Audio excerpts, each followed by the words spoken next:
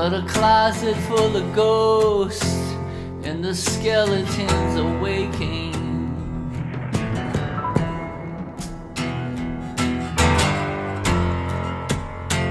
And the icicles are toast, 'cause the terra firma's baking.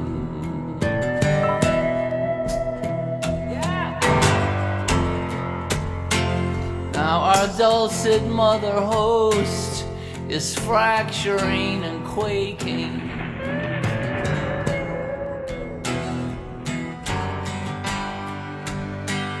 But Merry Christmas, babe. I'm just aching. I'm just aching. So I'd like to welcome Rex Fowler, and Rex and I have been friends for many years. And if you don't know who Rex Fowler is, he is the creator, the leading artist, the inventor. I don't know, what do you call it? Well, a co-founder would be Co-founder, okay, yes. that's true. Co-founder of the group Aztec Two Step, who many of you know, and some of you just don't know. And since Aztec Two Step has been around, one part of that group has retired, and we now have Aztec Two Step 2.0. So I am going to introduce you to Rex Fowler, certainly one of the great artists out there. And I'm sorry, I didn't hear that. What's it? yeah, one of the great artists out there. He really is. And Well, bless your Aztec Two heart. Step has been around so long. So, Rex, let's talk about Aztec Two Step, how it began, how you grew up with this group, really. I mean, I don't know how old you were when you and Neil began the group, but talk about that, your meeting and how you formed Aztec Two Step.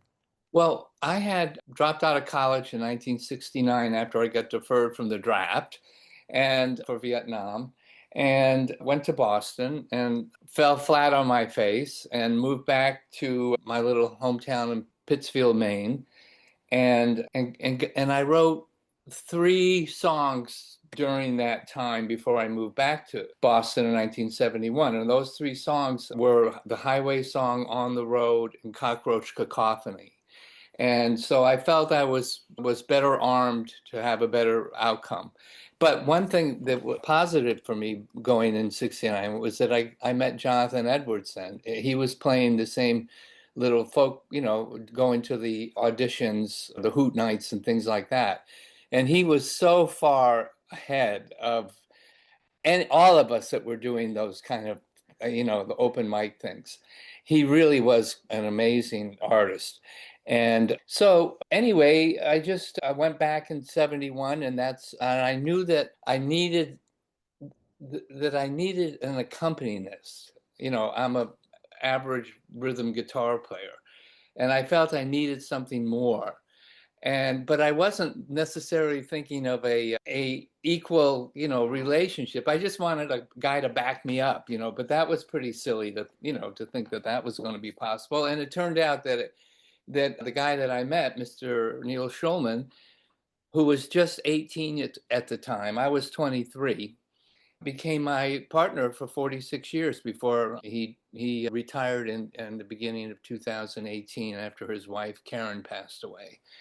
So, and that's when my wife, Dodie Pettit, joined, took Neil's chair, as they say on Broadway. Dodie had a Broadway career. She was in Cats and an original cast member of Phantom of the Opera as a ballerina. So anyway, so she took over for Neil, and it really has been just such a blessing because Neil was a great partner, and Dodie, of course, is even greater. So, definitely greater in so many ways. Well, of course, probably not as skilled on the guitar as Neil, Well, but no, you know what? is She she? is a world-class, kick-ass lead electric guitar player, and she Get has out. been. She grew up studying ballet at 8, and then started playing guitar at 12. And Oh. her idols were Eric Clapton and George Harrison and things like that. And she really is a world-class electric guitar player. She can cop all of Neil's acoustic guitar licks, but she has we start out with acoustic, and when we play live, we start out with the acoustic set, and then we go electric. It's called Living in America.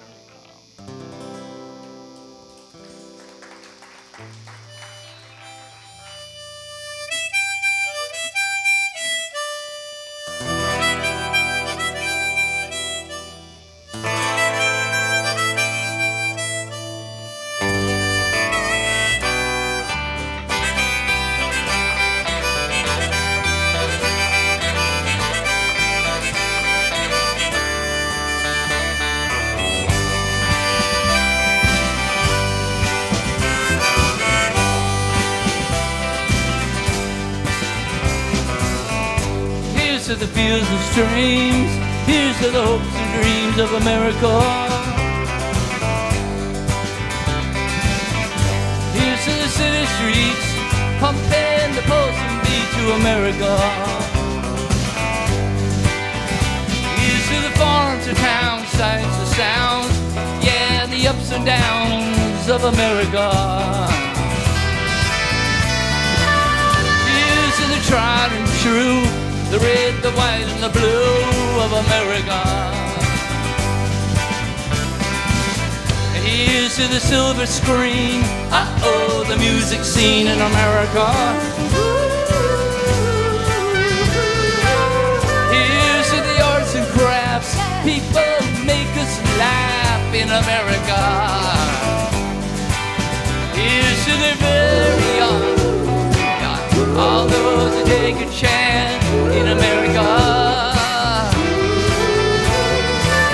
Here's to the people too, whose dreams have all come true in America.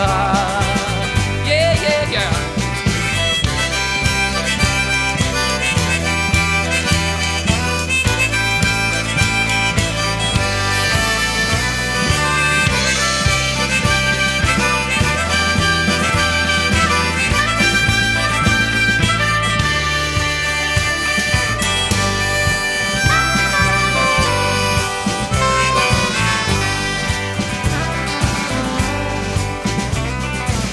Here's to the working man, doing the best he can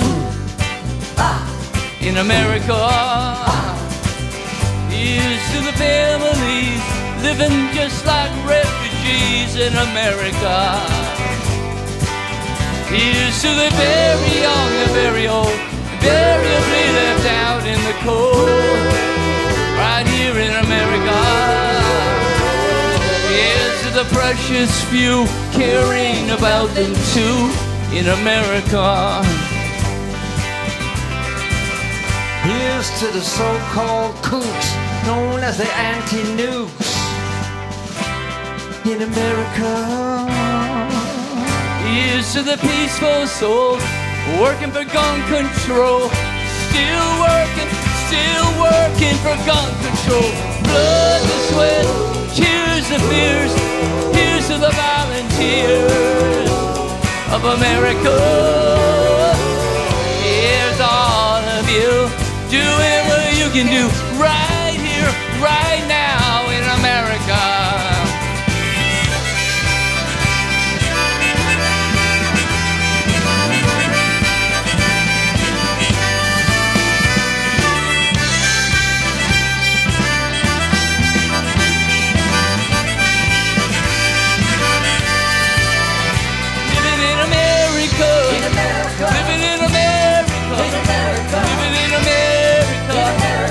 In America.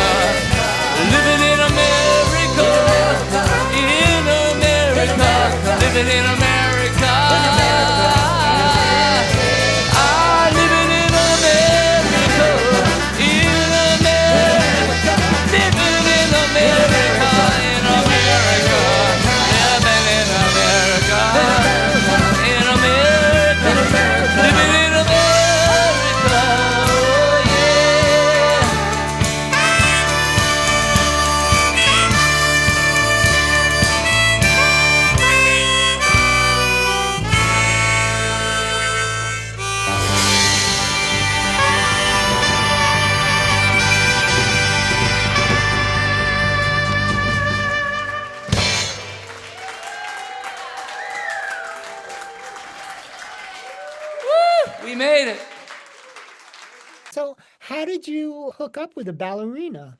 Well, because she was married at the time to one of our record producers and working out of a studio called Blank Tape in Manhattan, New York, which is a very well-known, it was a very well-known studio because Blondie recorded there, Talking Heads. It really had quite a reputation. And so her former husband, we were put together with him to produce our fifth album on, and it was on a label called Waterhouse Records. And that's when we met. And she was, she helped arrange some of the songs and did a lot of background vocals and played a lead electric on one of the songs as well. So we stayed in touch over the years. And when she decided to look at an audition for a ballerina in this Broadway play called Phantom of the Opera, she went into becoming a Broadway Wow. person and had quite a career. She married the fifth Phantom, Kevin Gray, the late Kevin Gray, a brilliant artist. And I was just, the stars all lined up for us. We got married in 2018 and we've been just having a ball ever since. That's so neat. So neat. So I think this would be an appropriate time to bring Dodie in Miss and Pettit. introduce Hey, her. Dodie, we've been talking about you the whole time, so you might as well come in here and it's all about you and not a To the interview with you. well, we found out that I was born a poor young black guy, What to the interview with Hey, Rex. Dodie, so good to meet you. Am I on the screen yet? Yes, you are. Can't see. You're on screen. So what hyperbole has he been using? Well, he's been not true. talking about how you guys met, the fact that you are a ballerina and an incredible electric guitar player. That's what we've been speaking about because, as I said to Rex, it isn't easy to replace somebody like Neil Schulman as far as his guitar skills go. So Rex was kind of bragging about your skills. Well, I never got as good as my heroes, let me tell you that. Neil was an incredible guitarist. I knew it the first minute I saw him in the studio 40 years ago or whatever.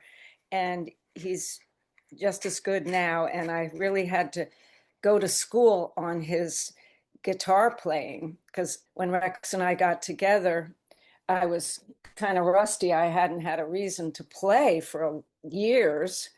And I had to sit down and have a lot of time with Neil Schulman on the record.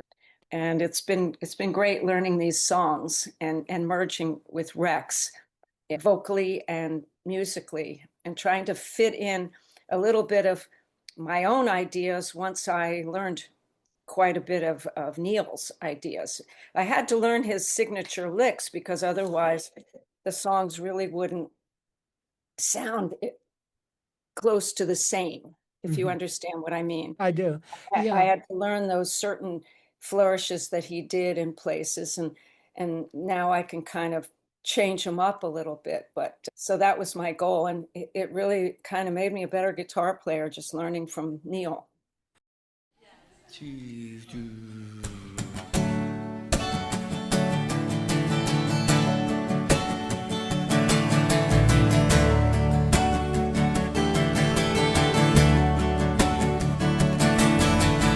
Early this morning I was washing my face, thinking about going to town. Sick and tired hanging around this place, waiting on the blues to track me down. Bless my soul, baby, I'm coming around. I've been laying low, but maybe I'm coming around. Kindly laying my burden down. I've been running nearly all of my life, far and fast as I can. It may seem funny, but I'm thinking this might be about right where I can.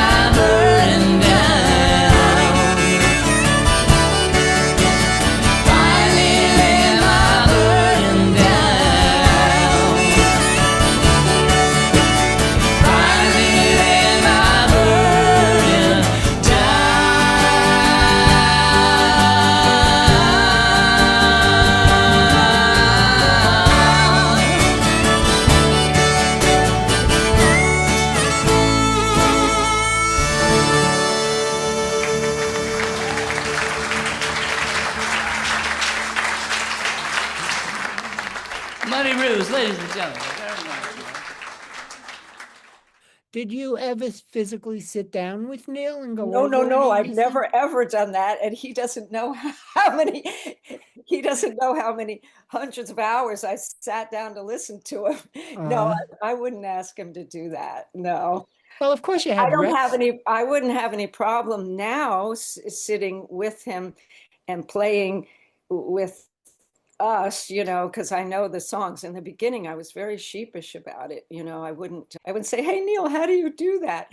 I think it was better for me to figure it out for myself. Okay, so that makes a lot of His sense. time. Right, Rex? Well, I think you've done a great job for sure. So. By the way, I mentioned Dodie's Broadway career. This is where it started for her. I don't know if you can see this. Hold up, pick it up a little bit. Oh, oh, wow. Oh, what is that? Is that Cats or something? Mm-hmm.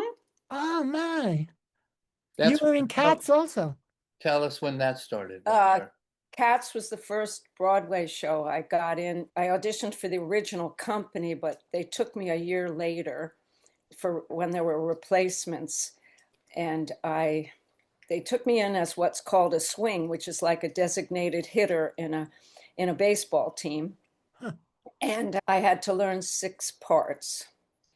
And that took me about 6 months to learn 6 different Cats parts. So whenever they needed somebody and somebody was out injured or sick, they, you know, and there were 12 of us backstage who were ready to go at any moment. Well, I guess it was a very difficult, physically difficult. Oh yeah, people. It was one of got the injured all the time. people got injured. And all the time. a crooked floor or something, or It's called a raked stage. Oh, okay. Okay, rake stage. Because huh? when you look at it visually, it's not flat, and you can see the people in the back from the audience better if it's a raked stage. But let me tell you something, it's hell on the body Oh my God. to be working on an angle. So people got injured a lot. Not Really? to mention the choreography. Well, So you definitely. I mentioned that you started playing guitar at 12. You started dancing. Right. You started ballet at 8. Right. And then who were your guitar heroes? If you don't mind me Yeah. Goodness sakes.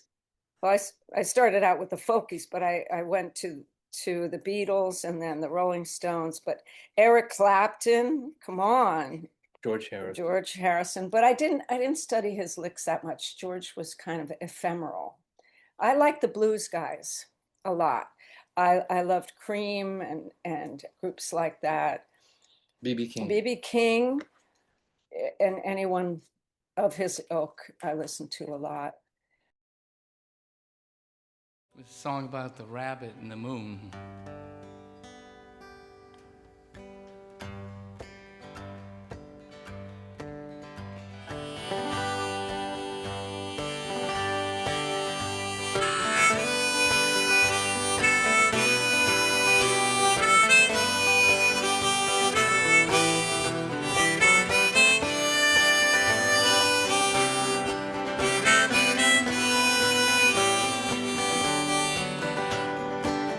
Woke out of a dream one night, blinded by a brilliant light. Through the window of my room, I saw the rabbit in the moon. I read about it long ago, in a country now called Mexico, before the ancient Aztec ruins. First saw the rabbit in the moon. The night was clear, the moon was full. I could feel its tidal pull. It looked so bright, so white and round, and the rabbit's head was pointing down.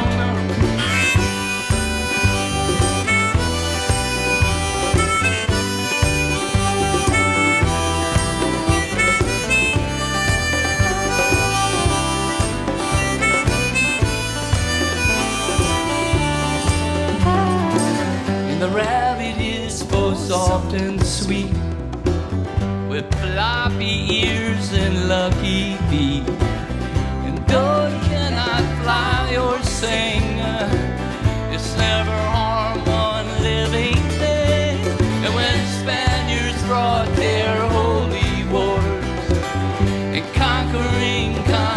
conquistadors.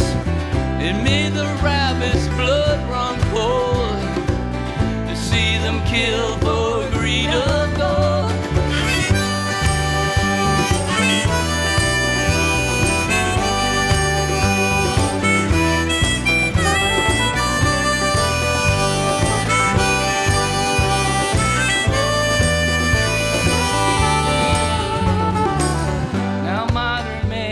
As weaponry to blast us all into eternity, designed by our most brilliant minds to kill us all 10,000 times. And could history repeat once more by these modern day conquistadors? And would you think it Looney Tunes to see the rabbit in the moon? I often think about that night when I was woken by that light. What was it like that stole my dream? Or did I hear the rabbit scream?